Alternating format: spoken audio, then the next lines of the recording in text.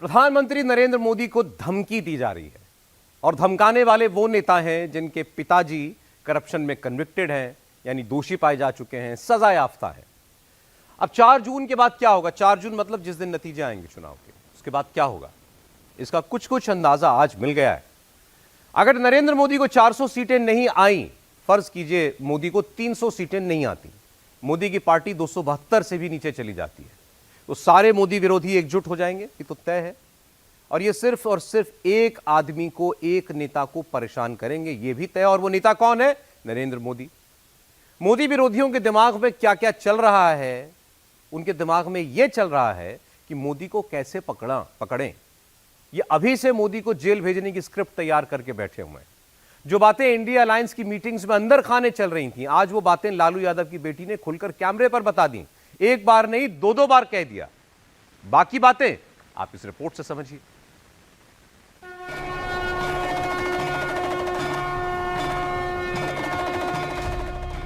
₹400 के आगे नरेंद्र मोदी, 19 अप्रैल की वोटिंग के आगे नरेंद्र मोदी, 4 जून के आगे नरेंद्र मोदी।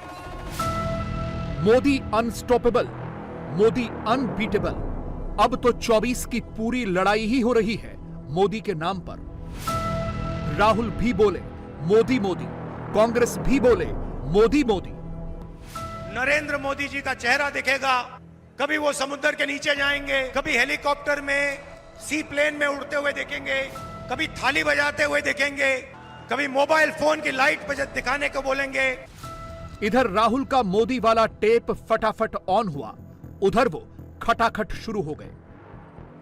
मेरे दिमाग में एक नंबर है, नरेंद्र मोदी जी ने 16 लाख करोड़ रुपया 22-25 लोगों का कर्जा माफ किया है। मैं उस नंबर को लिए चल रहा हूं, तो हम हिंदुस्तान के हर गरीब की मदद करेंगे। खटाखट खटाखट खटाखट खटाखट आता रहेगा। कांग्रेस के पोस्टर में मोदी, कांग्रेस के नेताओं की टाइमलाइन पर मोदी, आम आदमी पार्टी के पर्चे पर भी मोदी, दीदी के बंगाल वाले पोस्टर में भी मोदी, तेजस्वी की जुबान पर भी मोदी, तेजस्वी के गाने में भी मोदी। मोदी मोदी मोदी, सिर्फ और सिर्फ मोदी। पूरे चुनाव के नैरेटिव में मोदी विरोधियों की भी हर लाइन में मोदी ही मोदी। 24 का चुनाव अब खुल्लम खुल्ला मोदी को धमकाने वाले टोन पर आ चुका है। विरोधियों ने खुद लिखा है, मोदी ने भी खुलकर कहा है। मोदी पर उनका गुस्सा 7वें आसमान पर है, कुछ भी बोलते जा रहे हैं। प्रधानमंत्री को धमकाने की शुरुआत कांग्रेस के एक नेता की मरेगा मोदी वाली धमकी से हुई और अब इंडी गुट में शामिल आरजेडी की नेता और लालू यादव की बेटी मीसा भारती ने धमकाया है कि अगर 24 में इंडी की सरकार आई तो वो मोदी को जेल में डाल देंगी। अगर देश की जनता ने कहीं हमें मौका दे दिया इंडिया गठबंधन को, प्रधानमंत्री से लेकर के जितने भी भाजपा नेता हैं जेल के अंदर बंद हो। प्रधानमंत्री से लेकर के जितने भी भाजपा नेता हैं जेल के अंदर बंद हो। प्रधानमंत्री से लेकर के जितने भी भाजपा नेता हैं जेल के अंदर बंद हो। मोदी को धमकाने वाला इकोसिस्टम कैसे ऑपरेट करता है देख लीजिए। उधर मीसा भारती ने मोदी को जेल में डालने की धमकी दी, इधर इंडी गुट ने मीसा की वाहवाही शुरू कर दी। आप बताइए, लालू ने नौकरी के बदले जमीन लेने का घोटाला किया कि नहीं किया? आप बताइए, लालू ने मवेशियों का चारा घोटाला खा गया कि नहीं खा गया? बोलो, माल मवेशी का भी चारा खा गया। चारा घोटाला किया कि नहीं किया? अलकतरा घोटाला किया कि नहीं किया? अभी मीसा भारती ने, अभी का ये इतने फ्रस्ट्रेटेड हो गए हैं, आप बोलते हो मोदी मोदी मोदी, और ये मोदी जी को गाली देते रहते हैं। कभी सांप, कभी बिच्छू, कभी क्या। इनकी निराशा, इनकी हताशा, इनका फ्रस्ट्रेशन चरम सीमा पर है। अभी जिसने 23 साल तक सबसे सर्वोच्च पद पर रह करके 12 साल से ज्यादा चीफ मिनिस्टर और अब 10 साल से ज्यादा प्रधानमंत्री के रूप में मोदी जी ने देश के प्रधान प्रशासक के रूप में काम किया और एक भी दाग नहीं है, ऐसे को मीसा भारती बोलती है मैं चुनाव के बाद जेल में भेजूंगी। ऐसा फ्रस्ट्रेशन, ऐसा निराशा, ऐसी निराशा। जो खुद बेल पर हो, जिनसे खुद पूछताछ हो रही हो, वो आज मोदी जी को गाली दे रहे हैं। ऐसे लोगों को बख्शना है क्या? ऐसे लोगों को छोड़ना है क्या? विरोधी गुट की इस खींच को समझिए। मोदी कहते हैं वो भ्रष्टाचारियों को जेल में डालेंगे। भ्रष्टाचार के आरोप में घिरा लालू परिवार मोदी को सलाखों के पीछे डालने की धमकी देता है, मगर इसके लिए भी वो अपने बयान के आगे अगर ही लगाता है, क्योंकि पता उन्हें भी है 24 में मोदी ही है, किसी और का कोई चांस ही नहीं है। अब मोदी जी मरेगा इस भाषा तक विपक्ष उतर आया है। देश चाहता है कि आतंकवादी मरे,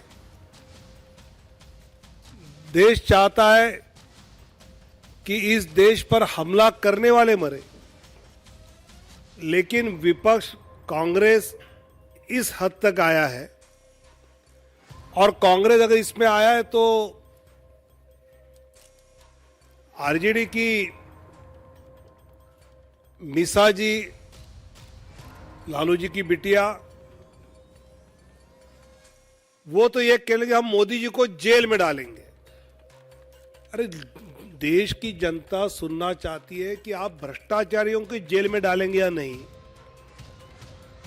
अब इस स्तर पर ये अगर कैंपेन विपक्ष का जा रहा है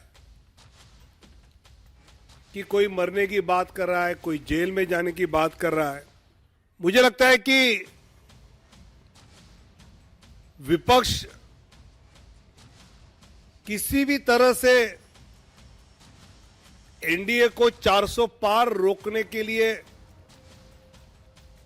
हर प्रकार का प्रयास कर रहा है, लेकिन उनके हर प्रयास में कोई ना कोई सीटें एनडीए की बढ़ती नजर आ रही है और ज्यादा होते हुए नजर आ रही है। और इसलिए मेरा राहुल गांधी और घमंडिया अलायंस को यह सवाल है, क्या आतंकवादियों को आप मारना चाहेंगे या नहीं? क्या आप भ्रष्टाचारियों को जेल में भेजना चाहेंगे या नहीं? वैसे ये मोदी को दी गई कोई इकलौती धमकी नहीं है, इसकी तो पूरी की पूरी लिस्ट अवेलेबल है। पहले कुछ सैंपल्स देखिए। एंटी मोदी गैंग का डिक्टेटर वाला नैरेटिव तो आप देख ही चुके हैं। उनकी टाइमलाइन पर डरपोक तानाशाह वाला पर्चा भी पढ़ चुके हैं, मगर अब कांग्रेस के बड़े बड़े नेता भी वो डिक्टेटरशिप वाला वीडियो ऑफिशियली इंडोर्स कर रहे हैं। उसका लिंक अपनी टाइमलाइन पर शेयर कर चुके हैं। सबूत के तौर पर शशि थरूर का पोस्ट देख लीजिए, वही 80% डिक्टेटर वाला टेक्स्ट और नीचे यूट्यूब का लिंक। नरेंद्र मोदी दुनिया की प्रतिष्ठित मैगजीन न्यूज वीक को एक्सक्लूसिव इंटरव्यू देते हैं। न्यूज वीक अपने कवर पेज पर मोदी की जो फोटो लगाता है, उसमें नरेंद्र मोदी को अनस्टॉपेबल बताया जाता है। मोदी किस तरह भारत और दुनिया को बदल रहे हैं, यह हेडलाइन बनती है। मोदी का इंटरव्यू लेने वाले पत्रकार का नाम है दानिश मंजूर बट, जो एक मुस्लिम है।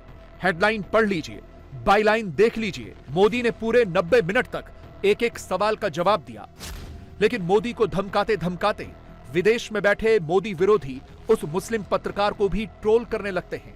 न्यूज वीक को दिए इंटरव्यू में मोदी का प्रेस रिलीज कहकर दुष्प्रचार करते हैं। इसके बाद कांग्रेस के लिए बैटिंग करने वाला गैंग एक्टिव होता है। वो मोदी के इंटरव्यू को इंसल्ट टू जर्नलिज्म डिक्लेयर कर देता है।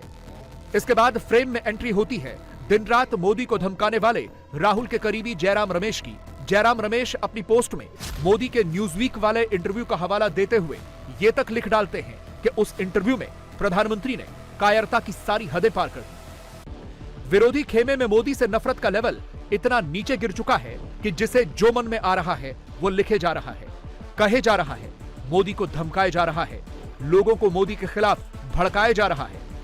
गुरुवार को एक ऐसा ही डर ममता बनर्जी ने दिखाया। दाएं बाएं घूम घूम कर मुसलमानों के दिल और दिमाग में मोदी के खिलाफ एजेंडे वाला नैरेटिव फिट कर दिया। किंतु একটা প্রধানমন্ত্রীর পক্ষে এ ভাষা কি শোভা পায় যে 4 জুন নির্বাচন হয়ে গেলে चुन चुन के अरेस्ट करेगा, सबको जेल में भेजेगा। अरे अभी तो जेल हो गया, अभी तो हिंदुस्तान को जेल बना दिया, लोकतंत्र को अब जेल बना दिया, गणतंत्र को अब जेल बना दिया। हर जगह में जेल तो पहले ही बना दिया। आपका एक पॉकेट में एनआईए और एक पॉकेट में सीबीआई, एक पॉकेट में ईडी तो और एक एक पॉकेट में income tax, NIA, CBI, BJP का भाई भाई, इनकम टैक्स, ईडीआर इनकम टैक्स, बीजेपी का tax collection funding box, fund collection, यही तो चल रहा है। और इसको बाद में आप धमकी दे रहा है। किसको धमकी दे रहा है आप? हम लोग आपको डरते नहीं हैं। हमारा 5 लड़का अरेस्ट होगा तो उसको बीबी रास्ता में निकालेगा।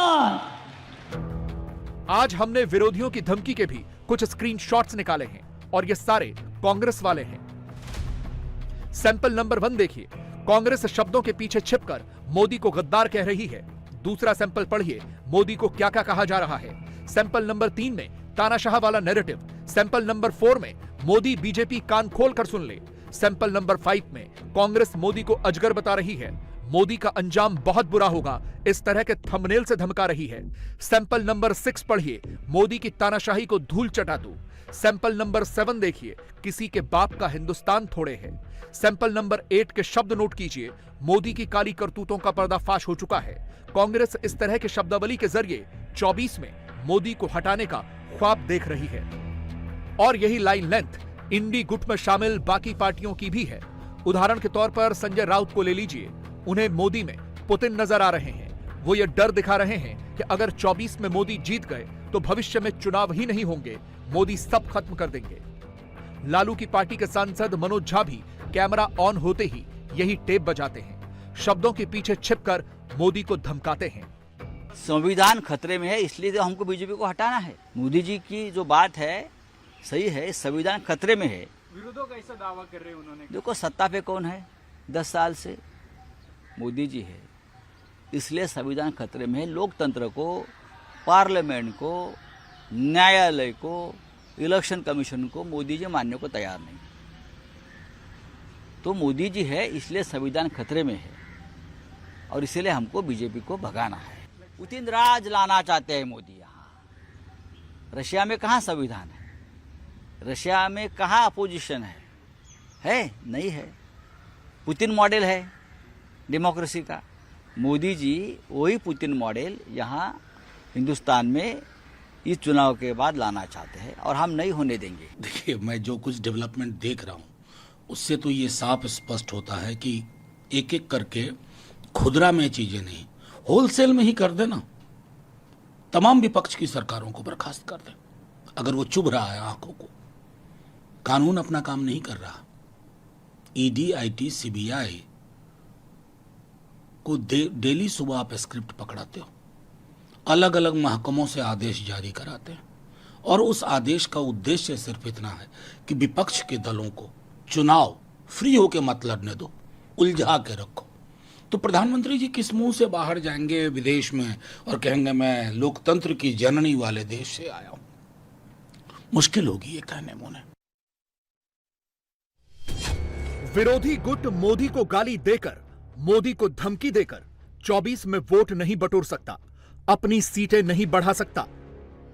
वोटर्स का दिल जीतने के लिए पब्लिक के बीच जाकर अपने व्यवहार से, अपने जेस्चर से लोगों का दिल कैसे जीता जाता है, सीटें कैसे बढ़ाई जाती हैं, यह तस्वीर उसका उदाहरण है। जब योगी आदित्यनाथ की ही तरह धामी भी पीछे से माइक की ओर जाना चाहते थे, लेकिन मोदी ने हाथ पकड़कर कहा पीछे से नहीं, मेरे आगे से जाइए। सही समय पर मोदी ऑन द स्पॉट फैसला करते हैं, इसीलिए तो मोदी के वोट बढ़ते हैं।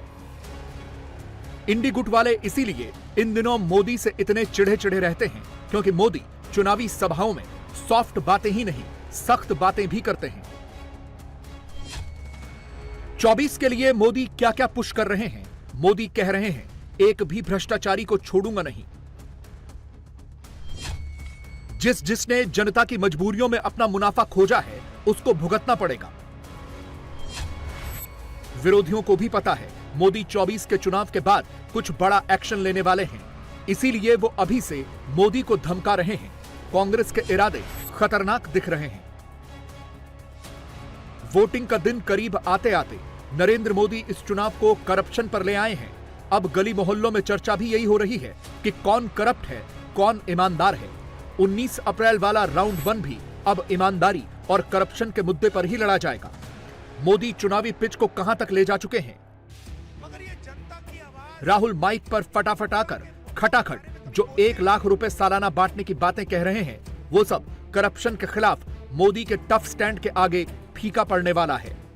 जो लोग हमारा घोर विरोध करते हैं, ये परिवारवाद और भ्रष्टाचार के दलदल में डूबी कांग्रेस जनता की मजबूरियों में मुनाफा खोजती है। कांग्रेस ऐसी पार्टी है जिसने युवाओं की नौकरी में भी लूट के मौके तलाशे हैं। पूरे देश में भ्रष्टाचारियों पर कड़ी कार्रवाई हो रही है। इसलिए इंडी अलायंस के लोग मोदी के खिलाफ एकजुट हो रहे हैं। अब मजा देखिए देश में क्या चल रहा है। एक तरफ मोदी है जो कहता है भ्रष्टाचार हटाओ, और दूसरी तरफ वो लोग हैं जो कहते हैं भ्रष्टाचारी बचाओ। ये सारे लोग जो भ्रष्टाचारियों को बचाने के लिए निकले हैं ना, कान खोल करके सुन ले। मोदी को कितनी भी धमकियां दे दें, भ्रष्टाचारियों को जेल जाना ही पड़ेगा। मोदी इन दिनों सनातन को भी अपनी चुनावी सभाओं में सबसे बड़ा पॉइंट बना चुके हैं। राम मंदिर पर विरोधी क्या क्या कह रहे हैं, सब पब्लिक के बीच जाकर सुना रहे हैं। गुरुवार को ही कांग्रेस के नेता और कभी राहुल की कोर टीम में रहे रोहन गुप्ता ने बीजेपी ज्वाइन की है, और उन्होंने ऑन कैमरा खुलासा किया है कि कैसे राहुल के सबसे करीबी लोगों में से एक जयराम रमेश बाकायदा डांट फटकार लगाकर इंडी गुट के द्वारा सनातन के अपमान पर कांग्रेस के नेताओं को चुप रहने के लिए बोला करते थे। आज हम राम मंदिर की बात कर रहे हैं, ठीक है। आज आप बोल रहे हैं कि सुप्रीम कोर्ट में हम लोग ऑर्डर का सम्मान करते हैं। आप क्यों नहीं जाएंगे? अगर सुप्रीम कोर्ट के ऑर्डर का सम्मान करते हैं, कोई नहीं जाने की कोई बात नहीं थी। तो जब तक विरोधाभास रहेगा, विश्वसनीयता नहीं रहेगी। ये मैं आपको दावे से कह रहा हूं कि जिस प्रकार से लास्ट 1.5-2 साल में, मैं किसी आज व्यक्तिगत टिप्पणी में नहीं करूंगा, पर जो एक कम्युनिकेशन स्ट्रेटेजी, एक मैसेज जो पीपल में जो देना होता है कि आपका विरोधाभास कितना है। जो हमारे एक हैं जो थे कम्युनिटी, जिनके नाम में राम है, वो सनातन के जब अपमान हो रहा था तो हमको ये कहा गया कि आप चुप रहिए। देश के नाम का एक गठबंधन बनाया गया, पर उसमें देश विरोधी ताकतों को जोड़ा गया। अयोध्या का राम मंदिर मोदी को 400 के पार ले जाने वाले रूट में सबसे बड़ा मुद्दा है। एक सर्वे में तो करीब 45% लोगों ने भी माना कि अयोध्या का राम मंदिर मोदी सरकार की लोकप्रियता की बड़ी उपलब्धि है, और इसीलिए प्रधानमंत्री हर चुनावी सभा में राम मंदिर का जिक्र कर रहे हैं और विरोधी सुन सुनकर बिलबिला रहे हैं। उसी राम मंदिर पर कांग्रेस पार्टी के नेता कैसी कैसी भाषा बोल रहे हैं। इन लोगों ने रामलला की प्राण प्रतिष्ठा का बहिष्कार तक किया। इंडी गठबंधन में इनकी साथी पार्टी सनातन को नष्ट करने की बात करती है, और ये कांग्रेस वाले उनके मौन समर्थन में खड़े रहते हैं। साथियों, आप बताओ, कांग्रेस का ये पाप माफी लायक है क्या? ऐसे पाप को माफ किया जा सकता है क्या? इन्हें सजा मिलनी चाहिए कि नहीं मिलनी चाहिए? सजा मिलनी चाहिए कि नहीं मिलनी चाहिए? और इस बार जब आप 19 तारीख को वोट देने जाएं ना, तो बटन दबाते समय बटन ऐसे दबाइए ताकि ये पापियों को सजा देने का आपको संतोष मिले। 24 के चुनाव में राष्ट्रवाद भी एक बहुत बड़ा फैक्टर है। हर रैली में मोदी इसकी पिच भी रेडी करते जा रहे हैं। विरोधी गुट के नेता इसीलिए हर रोज मोदी को तरह तरह से धमका रहे हैं। 24 में अगर उनकी सरकार बनी तो मोदी को जेल में डालने की चेतावनी दे रहे हैं। मगर वो ये भूल रहे हैं कि करप्शन के खिलाफ एक्शन के पिच पर सनातन की पिच पर और राष्ट्रवाद की पिच पर मोदी को टक्कर देने के मामले में वो दूर दूर तक कहीं नहीं है। उल्टे विरोधियों के फेंके शब्दबाण को मोदी उन्हीं के खिलाफ ब्रह्मास्त्र के तौर पर इस्तेमाल कर रहे हैं। कांग्रेस के शहजादे विदेश में कहते हैं कि भारत कोई राष्ट्र नहीं है। देश सर्जिकल स्ट्राइक करता है तो ये सेना से सबूत मांगते हैं। सेना के शौर्य को कांग्रेस के शहजादे खून की दलाली बोलते हैं। टुकड़े टुकड़े गैंग के पीछे सबसे पहले कांग्रेस खड़ी हो जाती है। कर्नाटका से कांग्रेस सांसद दक्षिण भारत को तोड़कर अलग करने की बात कर रहे हैं और अब तो कांग्रेस के राष्ट्रीय अध्यक्ष तक खुलेआम देश की एकता के सामने सवालिया निशान खड़ा कर रहे हैं। ऐसी भाषा बोल रहे हैं। ये विदेश की धरती पर जाकर कश्मीर का राग आलापते हैं, लेकिन जब मैं राजस्थान में कश्मीर की बात करता हूं तो ये पूछते हैं अगर कश्मीर से 370 हट गया तो राजस्थान का क्या वास्ता। एक कांग्रेस अध्यक्ष ने यहां आकर के बोला कि भाई कश्मीर तो दूर है, वहां से 370 हट गया तो इसमें राजस्थान का क्या वास्ता। सत्ता से दूर होकर इनकी सोच इतनी संकुचित हो गई है कि ये लोग राणा प्रताप की धरती से पूछते हैं कि कश्मीर का बाकी देश से क्या लेना देना। कल ही कांग्रेस के एक बड़े नेता ने कहा है कच्चा द्वीप जो द्वीप है, कच्चा द्वीपू वो टापू है, क्या वहां कोई रहता है क्या? रहता नहीं तो क्या दे देनी है क्या? फिर तो ये रेगिस्तान को तुम क्या कहोगे कल? यही कहोगे कोई रहता है क्या? कांग्रेस का सिर्फ इतिहास ही खतरनाक नहीं है, बल्कि कांग्रेस के इरादे भी खतरनाक है। एक दिन गायब रहने के बाद दूसरे दिन मोदी के पीछे पीछे राहुल राजस्थान पहुंचते हैं। जोर जोर से ढोल बजाते हैं कि मोदी ने रोजगार नहीं दिया, मोदी ने महंगाई बढ़ा दी, अच्छे दिन का वादा करके धोखा दे दिया। वायदा किया था 2 करोड़ युवाओं को रोजगार दूंगा।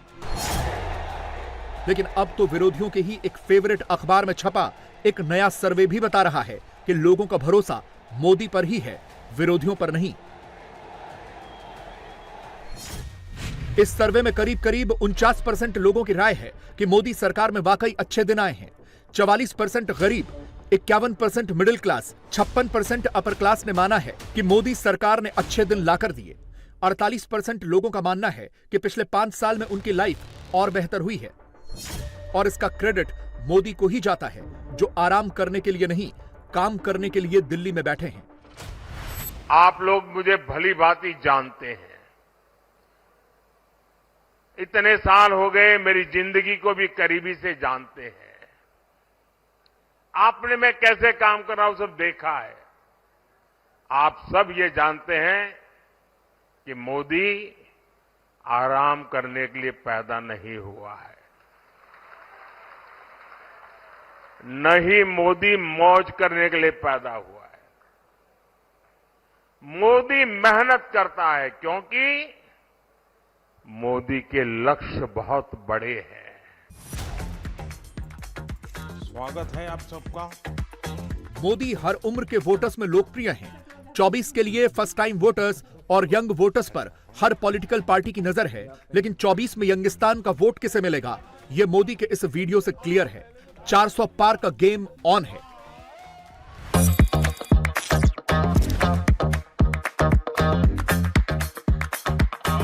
बट दैट मोमेंट जब बस वो आ रहे हैं, हार्ट बीट स्टॉप हो जाने वाला मोमेंट था वो।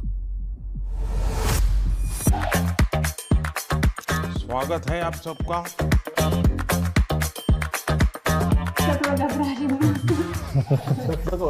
अच्छा होने दीजिए। 1-on-1 जब हम उनसे साथ में मिले, हमें लगा ही नहीं कि हमारे एज में इतना डिफरेंस है। मैं कलर करके बाल वाइट रखता हूँ ताकि बिना लोगों के लगे कि मैं बेचौर हूँ।